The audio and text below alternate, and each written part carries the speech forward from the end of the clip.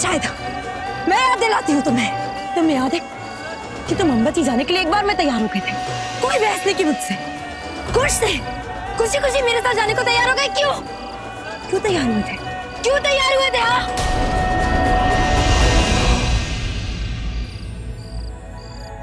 Actually मैं कुछ सोच रही थी, पता नहीं तुम मानोगे या नहीं। पूछो मुझसे, मैं क्यों नहीं मानूंगा। एक्चुअली रवि, मैं सोच रही थी कि क्यों ना हम दोनों वैष्णो देवी के दर्शन करने के लिए जाएं। देखो ना, अम्बे माँ की कृपा से हम दोनों के बीच में सब कुछ ठीक हो गया है। जो भी गलतफहमियां थी सब ठीक हो गई है, सब दूर हो गई है, और हम दोनों एक दूसरे के साथ इतने खुश भी हैं। तो मुझे लगता है कि हमें वैष्णो देवी जाकर ना अम्बे माँ का आशीर्वाद लेकर आना चाहिए, ताकि हम दोनों की आगे की जिंदगी भी ऐसी ही चलती रहे, खुश खुश रहें हम दोनों। मैं जानती हूँ कि तुम्हारे पास ज़्यादा टाइम नहीं है, ऑफिस में बिजी रहते हो, लेकिन ट्राई करो ना, बस 2-3 दिन। मेरी प्यारी कसम, अगर तुमने कह दिया है कि तुम्हें वैष्णो देवी जाना है, माता रानी के दर्शन करने हैं, ताकि हम दोनों का रिश्ता बिल्कुल ठीक रहे जिंदगी भर के लिए। प्रॉब्लम क्या है? हम चलेंगे पक्का? 100%। और ये बात मेरे काम की, मैनेज कर लूंगा मैं। ओके, तुम बस जाने की तैयारी करो। मैं क्यों गया, मैं क्यों आया।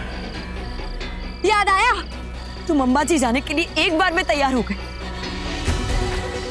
ताकि वहां जाकर तुम मेरा। मैं ही पागल थी, बेवकूफ थी, जो खुश थी कि मेरा पति कितना प्यार करता है मुझसे। मेरे एक बार कहने पर मुझे अम्बे माँ के दर्शन करवाने ले जा रहा है। एक सेकंड, तो तुम्हें याद है निवेदिता को भी चलने के लिए नहीं रोका तुमने? क्यों क्यों आने दिया तुमने उसे हमारे साथ?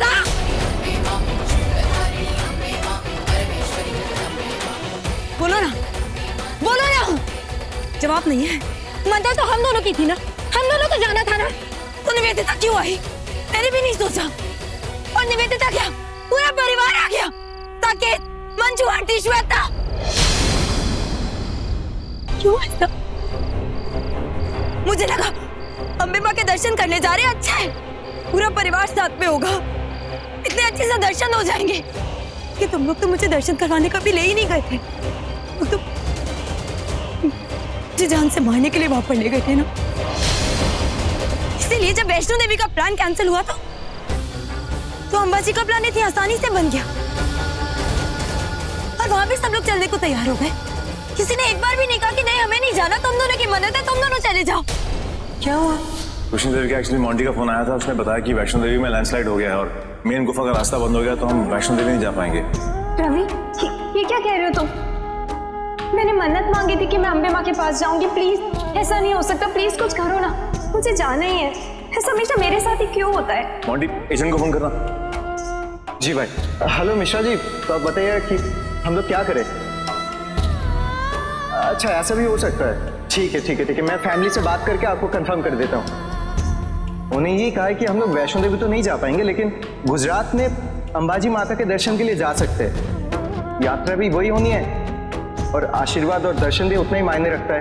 अगर आप लोग कहते हो तो मैं उनको फोन करके कंफर्म कर देता हूँ। रवि, वहां पर चल सकते हैं ना हम लोग? हाँ देविका, चल सकते हैं। एक सेकंड मोंटी, एक काम करना, एजेंट को फोन कर टिकट बुक करा, जल्दी फटाफट।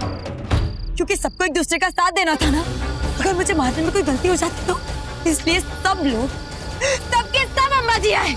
तो वैष्णो देवी में मेरा मर्डर करने वाले थे, अंबाजी में मार देंगे मुझे। याद आया तुम्हें?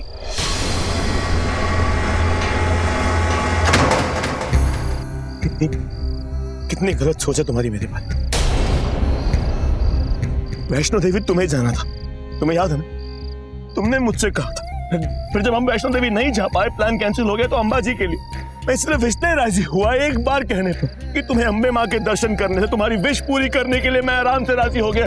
तुम्हारे लिए, क्योंकि तुम अपसेट हो गई थी, तुम्हारा मूड खराब हो गया था, इसलिए मैं मान गया बहुत जल्द, सिर्फ इसलिए क्योंकि मैं तुमसे बहुत बहुत ज्यादा प्यार करता हूं। प्यार है ये तुम्हारा? मेरी विश थी इसलिए गए थे? मेरी हर बात का आज तक सिर्फ तुमने फायदा उठाया है। झूठ मत बोलो तो मुझसे। अब तुम्हें क्या लगता है मैं अब भी तुम्हारी बात पर भरोसा करूंगी?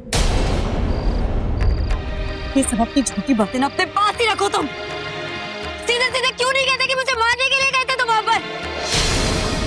प्यार करते हो, प्यार का मतलब ही पता है?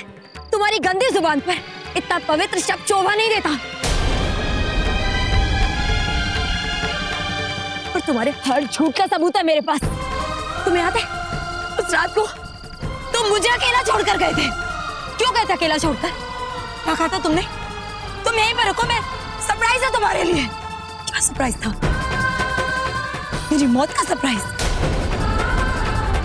और तुम्हारे जाने के बाद जब निवेदिता साकेत और तुम्हारी माँ मेरा पीछा कर रही थी, उनसे भागते हुए छुपते छुपाते मैं जहाँ छुपी थी ना, उस जगह तुम्हारा फोन आया था निवेदिता को। और जानते हो क्या कहा था तुमने? याद है? तुमने कहा था कि चाहे कुछ भी हो जाए, देविका को सच्चाई पता नहीं चलनी चाहिए। कहा था या नहीं? कहा था या नहीं? अच्छा रवि, तुम्हें वो प्रॉपर्टी के पेपर्स मिले क्या? हाँ मिस लुथरा, पेपर्स मुझे मिल गए हैं, लेकिन प्लीज आप मुझे बताइएगा मत कि प्रॉपर्टी को लेकर हमारा क्या प्लान है। आप देविका को अंधेरे में ही रहने दो। देविका को यही सोचने दो कि हम लोग यहाँ पर माता रानी के दर्शन करने आए हैं। हमारा असली और इम्पोर्टेंट मकसद क्या है वो उसे मालूम नहीं होना चाहिए। उस पहाड़ी पर लटकी हुई थी मैं, सोच रही थी कि मेरा रवि आकर मुझे बचा लेगा। चिल्ला रही थी, देख रही थी ऊपर, और तुम आए। लेकिन मुझे मरता हुआ देखने के लिए आए थे रवि तुम।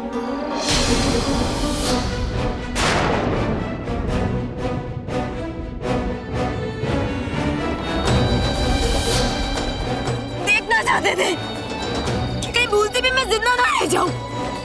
वही ऊपर खड़े थे, मुझे आज भी याद है। उस एक पल में 1000 मौतें मरी थी मैं।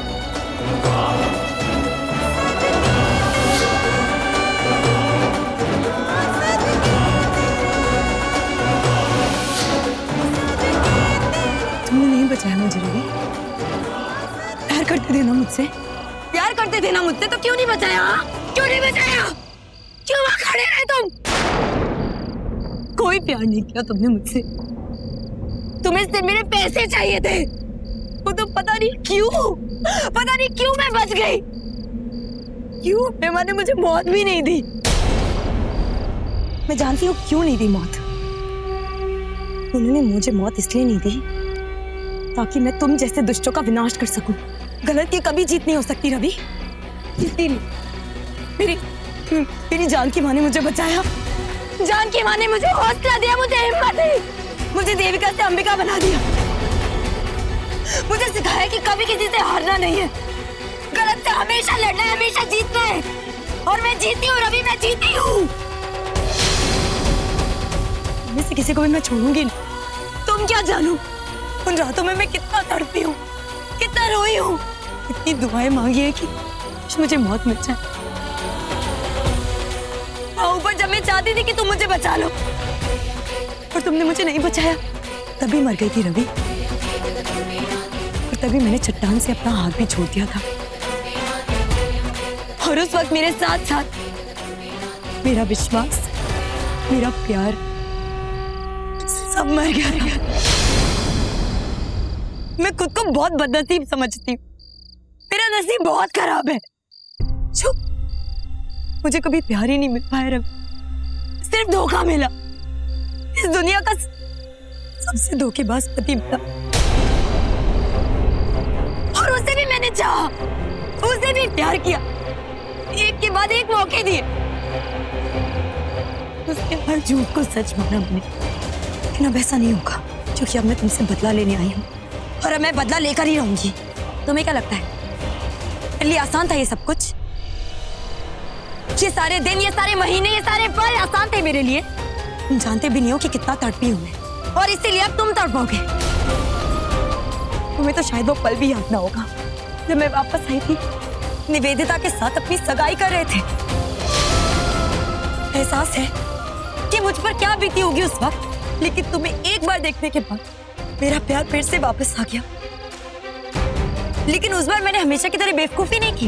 मैंने संभाला अपने आप को, समेटा, खुद से कहा कि इस बार नहीं, इस बार मैं वो बेवकूफियां हरगिज नहीं करूंगी जो मैं पहले कर चुकी हूँ। और उसी वक्त बस मैं एक बात चाहती थी, चाहे कुछ भी हो जाए, लेकिन निवेदिता और तुम्हारी शादी हरगिज नहीं होने दूंगी।